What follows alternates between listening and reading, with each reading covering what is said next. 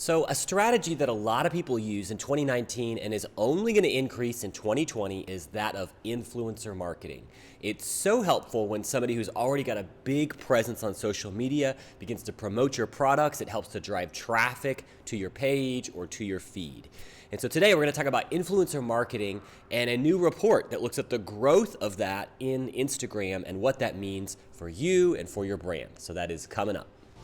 Welcome to the Bite Size Marketing Hack Podcast, where you get the confidence to hack your marketing 5 minutes at a time. Hey guys, my name is Mark, and welcome to Bite Size Marketing Hacks, where we help to cut through the digital noise to help you connect with the right people for your business. And today we're going to talk about influencer marketing. And I think this is really interesting, this rise of influencer marketing, those who've got this large presence who are not actually celebrities, quote unquote, but have a lot of following, especially on Instagram. And it's created this culture in which there's this creative way to advertise and connect with your people by reaching out to influencers. And so let's look at this article here from Social Media Today that begins to look into this. So data analytics company Clear has conducted a new report on the state of influencer marketing on Instagram, analyzing over 3 million sponsored posts in order to identify key trends and shifts of note.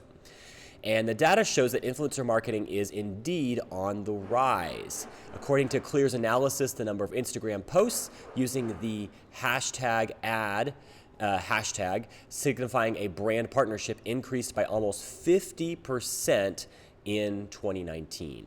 So what does that mean? So that means that there are people on Instagram who are moving more and more as companies and as brands towards using influencers to promote their products. There's a couple reasons for this. So Instagram is an ever-changing platform, of course, and so organic traffic on Instagram has struggled, or changed, I guess I should say, in 2019. What worked in 2018, 2017 doesn't work anymore.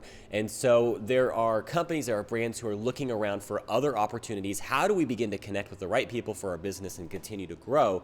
And influencers is a way to do that. What's so strategic about influencer marketing is that these are those who are using the platform of Instagram and using it in a way that Instagram promotes and works within their algorithm. So they're going to continue to promote the content on the influencer platform, which means that if you can use that sort of strategy that works with what Instagram is looking for, you're gonna get more traffic to your content.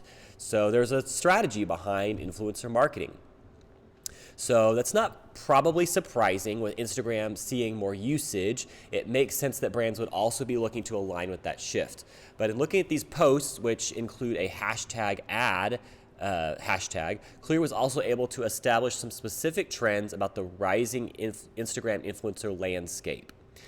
So first of all, what's interesting is 84% of influencers are female, only 16% male. And it's a visual platform, so it's not entirely surprising that that's true, but it's interesting to note that a majority are women. And so looking out there for women influencers may be a strategy for your platform. So the age of the average influencer is actually around 25 to 34. So we're talking millennials, which doesn't surprise anybody. But what that can mean for your brand is if you're trying to especially reach millennials, this stat is helpful to you because it says that there are some younger influencers, 31%, 18 to 24, and then there's 11%, age 35 to 49. But the majority is in that age range of 25 to 34. So reaching out to those who might connect with your brand in the millennial space especially is a strategic move. And finding those influencers who are millennial influencers are going to be helpful for you to reach that particular demographic. So lifestyle and fashion influencers reign supreme. So we categorized each sponsored feed post by company and industry, the top 10 industries that partnered with influencers in 2019. So this is interesting. Number 1, fashion. Obviously, it's a visual medium. That makes sense.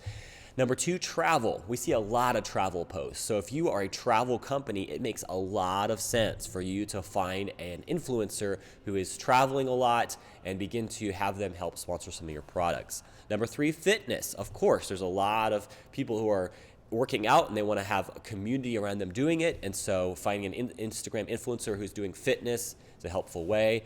Beauty, number 4. Art, number 5. Parenting, number 6. Number 7, food. Number 8, music. Number 9, interior design. And number 10, wellness. So I like that number 10, wellness. We're actually working with a client right now who's in the wellness space. And this is so interesting that you can find an influencer who's already in this space and begin to connect with them. So those trends are pretty much what you'd expect. In fact, in terms of new revelation, this report doesn't really underline any significant changes to the norms you would likely think in relation to Instagram influencers, but it's interesting to note that what the data shows on especially women being the primary influencers, and I would say that stat of 25 to 34 is the average age of most influencers on Instagram, so that millennial demographic.